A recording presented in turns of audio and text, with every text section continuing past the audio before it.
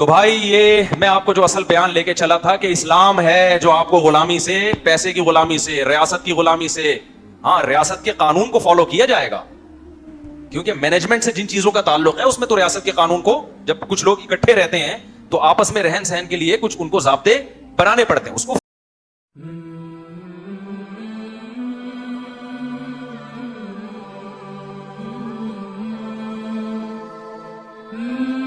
السلام علیکم، ہمارے یوٹیوب چینل پر آپ سب بہنوں اور بھائیوں کو خوش آمدید۔ امید کرتا ہوں آپ سب لوگ خیریت سے ہوں گے۔ چلیں سٹارٹ کرتے ہیں آج کی ویڈیو۔ تو بھائی یہ میں آپ کو جو اصل بیان لے کے چلا تھا کہ اسلام ہے جو آپ کو غلامی سے، پیسے کی غلامی سے، ریاست کی غلامی سے، ہاں ریاست کے قانون کو فالو کیا جائے گا، کیونکہ مینجمنٹ سے جن چیزوں کا تعلق ہے اس میں تو ریاست کے قانون کو، جب کچھ لوگ اکٹھے رہتے ہیں تو آپس میں رہن سہن کے لیے کچھ ان کو ضابطے بنانے پڑتے ہیں، اس کو فالو کرنا وہ تو اسلام کا حکم ہے، لیکن غلام کسی کا اسلام آپ کو بننے نہیں دیتا۔ اسلام صرف اللہ کا غلام بناتا ہے، اور اللہ کہتے ہیں میری غلامی بڑی مزے کی ہے۔ وہ غلامی یہ ہے کہ میں تمہیں تمہاری نیچرل لائف دے دوں گا۔ کیوں؟ اس کے لیے اللہ کا غلام بننا کیوں ضروری ہے؟ غلام اس لیے بنایا گیا ہمیں اللہ کا کہ جب ہمیں وہ نیچرل لائف دی جائے گی نا، اگر ہم غلامی کے طور پر اللہ کو اللہ نہیں مانیں گے تو ہم بحث شروع کر دیں گے، ہم یہ کہیں گے نہیں بھائی یہ نیچرل نہیں ہے، یہ صحیح نہیں ہے، یہ غلط نہیں ہے۔ اس کی مثال ایسے جیسے چھوٹا بچہ، ابا اس کو اسکول میں داخل کرا دیتے ہیں اور پھر اس کے پاس اسکول نہ جانے کا آپشن نہیں ہوتا۔ بچہ جس دن کہتا ہے میں اسکول نہیں جاؤں گا، میں ٹماٹر بیچوں گا، ابا کو پتا ہے بھائی اپنی زندگی برباد کر رہا ہے، حالانکہ برباد نہیں کر رہا، بنا رہا ہے وہ زندگی، یعنی رپورٹ کے مطابق اگر دیکھا جائے نا، کیونکہ جو بچے اسکول نہیں جا رہے ہیں نا لیکن کچھ اور کر رہے ہیں، ایسا نہ ہو جو جا رہے ہیں وہ بھی چھوڑ دیں۔ پہلی تعلیم کا ہمارا مسئلہ خراب ہوا ہے۔ کچھ رپورٹیں تھیں میرے پاس، میں نے اپنی زندگی میں اسکول سے بھاگنے والوں کو کامیاب مثالیں نہیں دینی چاہیے، اصل میں بہت سے بچے ویسے ہی نہیں اسکول جا رہے ہوتے، میری مثالیں سن کے نا، یہ ان لوگوں کے لیے، ان ماں باپ کے لیے کہ جو کہتے ہیں ہمارا بچہ پڑھ نہیں رہا تو ٹینشن میں ہوتے ہیں۔ تو بھائی اس کی مثال ایسے ہے، ایک آدمی کے 3 بچے تھے، ایک ڈاکٹر تھا، ایک انجینئر تھا، تعارف کروا رہا تھا یہ ڈاکٹر ہے، ان سے ملیے یہ انجینئر ہے، اور یہ ان سے ملیے یہ چور ہے۔ تو انہوں نے بولا کہ یار یہ چور کا بھی تعارف کروا رہے ہو، کہنا کماتا صرف یہی ہے۔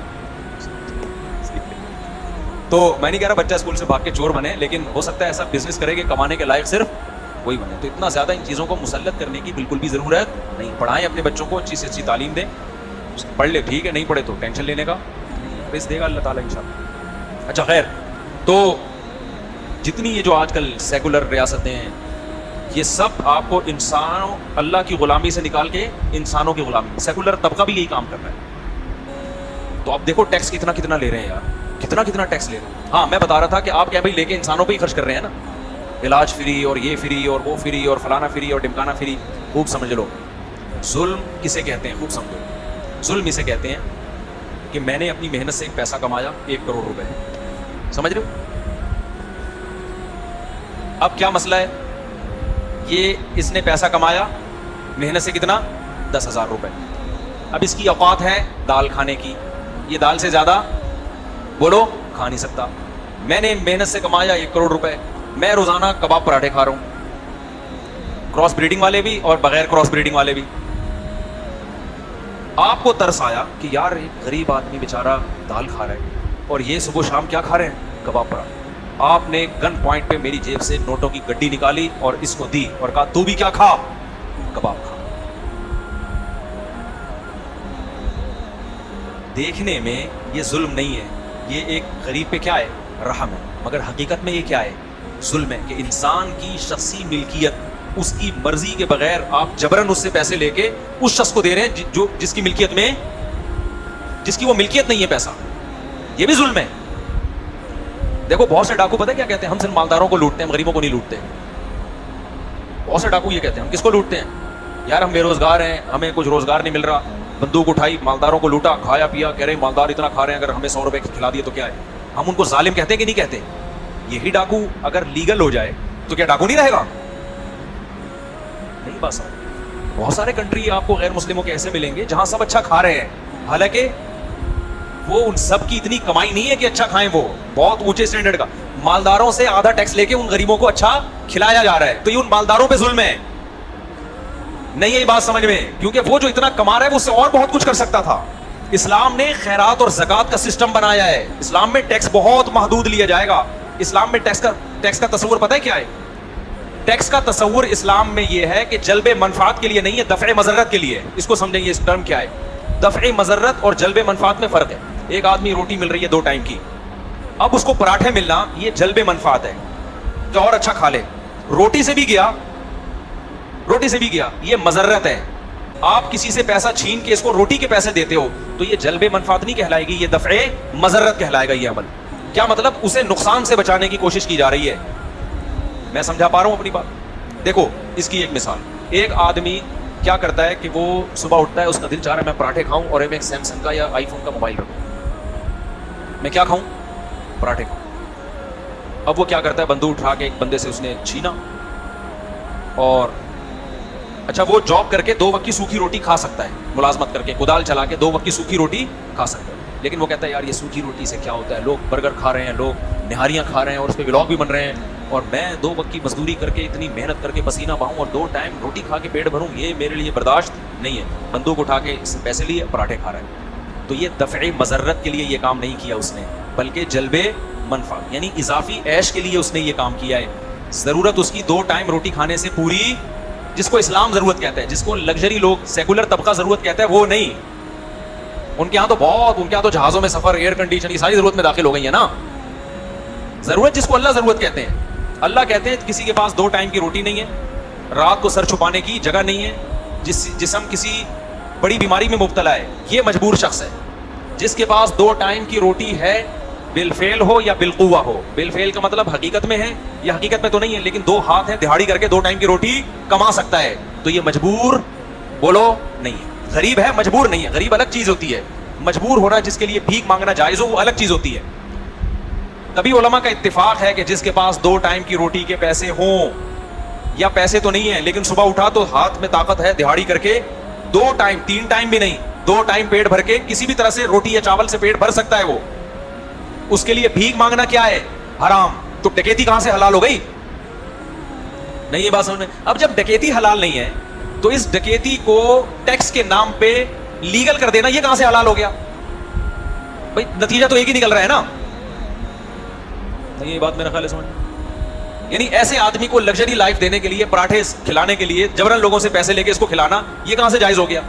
میں ٹیکس کے نظام کے خلاف نہیں ہوں, اس میں کچھ چیزیں صحیح ہیں, کچھ غلط ہیں. جو غلط ہے میں ان کو ہائی لائٹ کر رہا ہوں. میں یہ مثال سمجھانا چاہ رہا ہوں کہ یہ ہے یہ کیا ہے؟ جلب منفعت. منفعت کو کھینچ رہا ہے, یہ فائدے حاصل کرنے کی کوشش میں کر رہا ہے. لیکن اسی مثال کو ہم لیتے ہیں, ایک آدمی اٹھا, دہاڑی کر رہا ہے, کہیں دہاڑی مل نہیں رہی, بھوک لگنا شروع ہوئی, کہیں مزدوری نہیں مل رہی. اب اس کو خطرہ ہوا بیٹا میں بھوک سے کیا ہو جاؤں گا, اب میری حالت خراب. اس کے لیے چوری کر کے کھانا بھی جائز ہے. نہیں, یہی بات سمجھ میں. وہ کیا کر سکتا ہے؟ چوری کر سکتا ہے. بھائی مر رہا ہے, بھوک, یہ بھوک جو ہے نا یہ مصیبت ہے.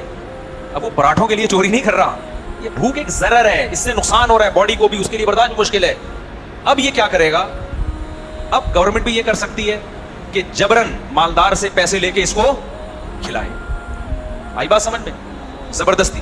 میرے لیے بھی اجازت ہے, آپ کے لیے بھی اجازت ہے کہ میری جیب میں پیسہ نہیں ہے, میں آپ کو روکوں, آپ سے پیسے چھین کے اس کو میں کھلاؤں. یار اس کی ضرورت پوری کرو. لیکن یہاں بھی شریعت نے قانون یہ بنایا کہ اس کو ضامن پھر بھی بنایا جائے گا. نہیں, یہی بات سمجھ میں. ایک آدمی بھوکا ہے, نہیں گزارا ہو رہا اس کا, یعنی اسلام لوگوں کے مال کا ایسا محافظ ہے کہ ایسے مجبور کو بھی جب کھلایا جا رہا ہے زبردستی تو ضامن بنایا جا رہا ہے کہ تم نے ہوٹل سے 2 روٹی چوری کر لی نا مجبوراً پیٹ بھرنے کے لیے, تمہارے لیے جائز تھا, لیکن اس نیت سے چوری جائز ہے کہ جب میرے پاس پیسہ آئے گا میں 2 روٹی کے پیسے اس ہوٹل والے کو دوں گا. نہیں آئی بات. آج کیا سیکولر حکومتوں میں مالداروں کے مال کی ایسی حفاظت ہو رہی ہے؟ بولو نا. نہیں ہو رہی حفاظت. ٹیکس کے نام پہ لیا جا رہا ہے. حکومتوں کی نئی پالیسیاں آ رہی ہیں, اب یہ پیکج, کوئی بحث کرنے والا نہیں ہے کہ یہ پیکج دفع مضرت کے لیے ہے یا جلب منفعت کے لیے. سمجھا پا رہا ہوں؟ اس کی بحث کہیں بھی. لیکن چونکہ ایک لیگل ہو رہا ہے سارا کام, بڑی تمیز سے ہو رہا ہے, تو اس تمیز کی وجہ سے اس کو چوری کہا ہی نہیں جاتا, بلکہ جو نہیں دیتا اس کو چور سمجھا جاتا ہے, بلیک منی کہا جاتا ہے اس کو. ایسا نہ ہو کہ ٹیکس کھانا شروع کر دیں آپ, پہلے لوگ ذمہ داریاں پوری نہیں کر رہے. میں صرف ایک سسٹم بتا رہا ہوں کہ اسلام اور سیکولر نظام میں فرق کتنا ہے. ان میں ٹیکس ویسے ہی بہت کم ہے, یہ تو شکر ادا کرو, ہم پھر بھی ان سے اچھے ہیں. لوگ بڑا مثالیں دیتے ہیں نا کہ وہاں بہت پیسہ ہے, وہاں بہت پیسہ ہے, وہاں حکومت, بھائی اتنا ٹیکس گورنمنٹ وہاں لے رہی ہے, ٹھیک ہے میں یہ مانتا ہوں کہ وہ بے شک وہ جلب منفعت کے لیے استعمال ہوتا ہے, لیکن ہوتا ہے, یہ خوبی ہے اس سوسائٹی کی. ہمارے ہاں جو لیا جاتا ہے جلب منفعت کے لیے نہیں, شاید دفع مضرت کے لیے لیتے ہوں, جو ضروری حکومتی ادارے چلانے کے لیے, لیکن ہوتا نہیں ہے اس میں خرچ. یعنی اس کی مثال ایسے ہے کہ گورا کیا کر رہا ہے, پراٹھے کھلانے کے لیے ٹیکس لے رہا ہے کہ غریب جو روٹی کھا رہا ہے اس کو ہم نے کیا کھلانے, پراٹھے, لہٰذا مالداروں کی جیب سے زبردستی پیسے لے کے اس کو کھلا دیا, لیکن کھلا رہا ہے. ہم کیا کر رہے ہیں کہ جو بھوکا مر رہا ہے نا اس کے لیے ٹیکس لے رہے ہیں, تھوڑا لے رہے ہیں, کھلا اس کو پھر بھی نہیں رہے ہیں, اس کے منہ سے بس نوالا گھما کے. تو میں یہ نہیں کہہ رہا کہ اپنے کنٹری کو ان کے ملکوں سے کمپیئر کر رہا ہوں, میں اسلام کو غیر اسلامی نظام سے کمپیئر کر رہا ہوں. سمجھتا نہیں ہے نا بات کو. اور کمال کی بات آپ کو بتاؤں, اللہ میاں نے جو ایک ٹیکس رکھا بھی ہے نا 2.5%, وہ بھی اتنا کم رکھا اور اتنی زیادہ شرطوں کے بعد رکھا کہ ایسا لگتا ہے اللہ مالدار کو بھی بہت زیادہ پروٹوکول اور اس کو آسانیاں دے رہے ہیں. صرف کتنا رکھا اللہ میاں نے سال میں 2.5% زکات جسے کہتے ہیں, کتنا رکھا, اور وہ بھی 4 اموال پہ, 4 قسم کے جو بڑھتے ہیں, کیش ہوگا, گولڈ ہوگا, چاندی ہوگی, یا وہ سامان جو بیچنے کے لیے آپ نے خریدا ہے, کیونکہ اسی میں پروفٹ ہوتا ہے. باقی آپ استعمال کی جتنی بھی چیزیں ہوں, اللہ کہتے ہیں چونکہ تم استعمال کر رہے ہو نا تو اس پہ زکات لازم نہیں ہے. جبکہ حکومتیں جو آپ سے ٹیکس لیتی ہیں اس میں یہ نہیں دیکھا جاتا, اتنی ڈیٹیل میں نہیں جاتی وہ. اور پھر اللہ میاں نے سال میں صرف ایک دفعہ رکھا 2.5%, اور اس میں بھی اللہ نے کیا کہا کہ سب سے پہلے اس کے حقدار تمہارے رشتے دار ہیں. گورنمنٹ خیال کرتی ہے, اس سے فائدہ بھی آپ ہی کو ہونا شروع ہو گیا, آپ نے اپنے بھائی کو دے دی, بھائی کا رشتہ کیا ہو گیا, وہ نفع بھی کس کی طرف لوٹ کر آ رہا ہے, آپ کی طرف. پھر اپنے علاقے کے لوگ, آپ کسی گاؤں میں رہتے ہو, آپ کے رشتے دار مالدار ہیں, تو اپنے گاؤں کے لوگ زیادہ حقدار ہیں. سمجھتے ہو کہ نہیں سمجھتے؟ گاؤں میں سب مالدار ہیں, اپنے جو قریب ترین شہر ہے اس کے لوگ زیادہ حقدار, وہ نہیں اپنے ملک کے لوگ زیادہ حقدار. یؤخذ من اغنیائہم وترد الی فقرائہم, نبی نے فرمایا کہ زکوٰۃ مالداروں سے لی جائے گی اور انہی کے غریبوں پہ لوٹائی جائے گی. تو پبلک کا آپس کا ریلیشن کیا ہو رہا ہے؟ آپ کو میں بتاؤں, یہ جو سیکولر قوتیں ہیں نا, سیکولر حکومتیں, ان میں پبلک کا حکومتوں سے ریلیشن اچھا ہوتا ہے, آپس میں ریلیشن کی ایسی کی تیسی. جبکہ پبلک کو پبلک ریلیشن کی ضرورت ہوتی ہے, ریاست کے ساتھ ریلیشن ایک حد تک تو فائدہ پہنچاتا ہے, جسمانی اور روحانی سکون کا اس میں کوئی دخل نہیں ہے. نہیں ہے بات سمجھ میں؟ آپ اپنے دوست پہ احسان کرتے ہو. ایک مثال سے اور سمجھاتا ہوں بات کو. دیکھو ایک میں مثال دیتا ہوں, ہمیں اللہ نے کہا کہ سارا مال تم جو کما رہے ہو کس کا ہے؟ تمہارا. لیکن اللہ میاں نے فرمایا کہ دیکھو اس میں خیال کرنا, اپنے ماں باپ کا بھی, بیوی کا بھی, بچوں کا بھی, جتنی ضرورت ہو ان کا خیال کرنا. لوگ کرتے ہیں کہ نہیں کرتے؟ گورا جو آدھا ٹیکس گورنمنٹ کو آدھا ٹیکس دیتا ہے نا, اپنی تنخواہ سے آدھا یا 40% دیتا ہے, اس سے اس کے بیوی سے تعلقات میں کوئی اضافہ بولو نہیں, ابا اماں سے ریلیشن میں کوئی اضافہ, ابے بول لینا, نہیں ہوتا. اس سے اولاد سے ریلیشن میں کوئی اضافہ نہیں ہوتا, اس سے وہ اچھا شہری کہلاتا ہے. گورنمنٹ کو آدھی تنخواہ دے رہا ہے. مسلمان کو اللہ نے کیا حکم دیا؟ سارا تیرا ہے, لیکن جو خود کھائے گا وہی اپنی بیوی کو بھی کھلائے. صحیح حدیث ہے. جیسا اسٹینڈرڈ کا لباس پہنے گا, تو جے ڈاٹ کے لے رہا ہے کپڑے, تو بیگم کے کپڑے بھی کہاں سے آئیں گے؟ جے ڈاٹ. تو گل احمد کے کپڑے پہنتا ہے, تو گل احمد کیا پہنے گا بتا؟ میں جب لوگوں سے پوچھتا ہوں آپ گل احمد کے کپڑے پہنتے ہو, کہتے ہاں. میں پھر گل احمد کیا پہنتا ہے تو تم اس کے کپڑے پہن لیتے ہو. لیکن گل احمد کمپنی کی بات کر رہا ہوں. جو گل احمد کے کپڑے اگر خود پہنتے ہو تو بیگم کو بھی کیا پہناؤ گے؟ گل احمد کے پہناؤ. ایسا نہیں ہے کہ جی آپ گل احمد کے کپڑے پہن رہے ہو اور بیگم کو گل فراز کے کپڑے پہنا رہے ہو. ایک مثال دے رہا ہوں, تھکے ہوئے کپڑے پہنا رہے ہو آپ تو. اور مسلمان میجورٹی ایسا الحمدللہ کرتی ہے. اچھا گورا کیا کرتا ہے؟ جو سیکولر اسٹیٹس ہیں, آپ کی آدھی تنخواہ ٹیکس میں کاٹ لی, کھلاتی پھر عوام ہی کو ہے. اچھا اسلام نے یہ بھی کہا جب آپ کے ابا بوڑھے ہو جائے تو اللہ نے کہا کہ تمہارے مال میں سب سے پہلا حق تمہارے ماں باپ کا ہے, اگر وہ نہیں کما رہے. قل ما انفقتم من خیر فللوالدین, تو بوڑھے ماں باپ کی ذمہ داری بھی کس کی ہے؟ تمہاری.